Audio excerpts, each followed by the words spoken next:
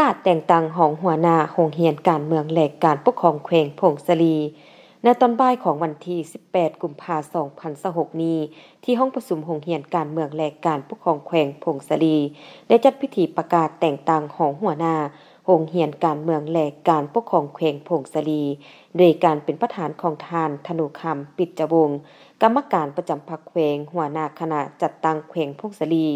เข้าร่วมมีทานนางพรสวรรค์ศักดิคุณกรรมการพรรคแขวงหัวหน้าโรงเรียนการเมืองและการปกครองแขวงผงสะลี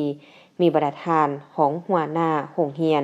คณะปรับปรุงกงจากการจัดตั้งขั้นแขวงและพนักงานวิชาการโรงเรียนดังกล่าวเข้าร่วมในพิธีต่างหน้าคณะปรับปรุงกงจากการจัดตั้งขั้นแขวงได้ขึ้นผ่านมติตกลงของคณะประจำพรรคแขวงผงสะลีฉบับเลขที่70ทับคพคพลลงวันที่9กุมภาพันธ์ 2026ว่าด้วยการแต่งตั้งพนักงานดำรงตำแหน่งบริหารโดยเห็นดีแต่งตั้งทานสิ่งใสคันทศักดิ์รองประธานองค์การกวดการรัฐแขวงเป็นรองหัวหน้าโรงเรียนการเมืองในการปกครองแขวงผงสะลีซึ่งเป็นเกียรติขึ้นมอบมติตกลงผู้ที่ได้รับการแต่งตั้งครั้งนี้โดยแม่นทานธนูคำปิจวงศ์กรรมการประจำพรรคแขวงหัวหน้าคณะจัดตั้งแขวงผงสะลีพร้อมนี้ท่านยังได้ย่องหย่อสมเสยต่อผลงานผู้ที่ได้รับการแต่งตั้งครั้งนี้ญาติมาได้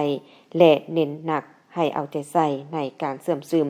กำแน่นแนวทางนโยบายมติคำสั่งของศูนย์กลางภาคขององค์คณะพรรคแขวงและหน่วยพรรคของตนบางออกให้ลึกซึ้งและนักแน่นเอาใจใส่ศึกษาพรมการเมืองแนวคิดให้สมาชิกพรรคพนักงานราชการภายในความรับผิดชอบของตนให้เป็นปกติต่อเนื่องและแท้ถึง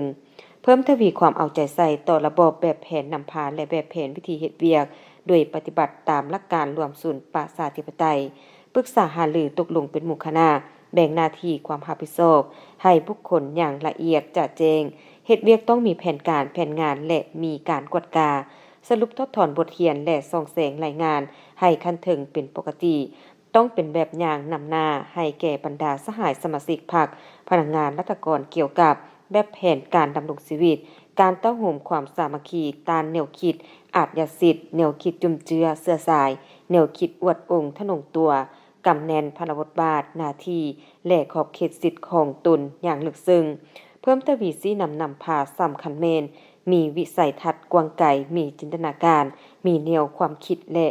ฮู้พาเว้าฮู้พาเขียนฮู้พาเฮ็ดและฮู้พาติดตามสุกยูกวดกาประเมินผลสรุปทดถอนบทเรียนและรายงาน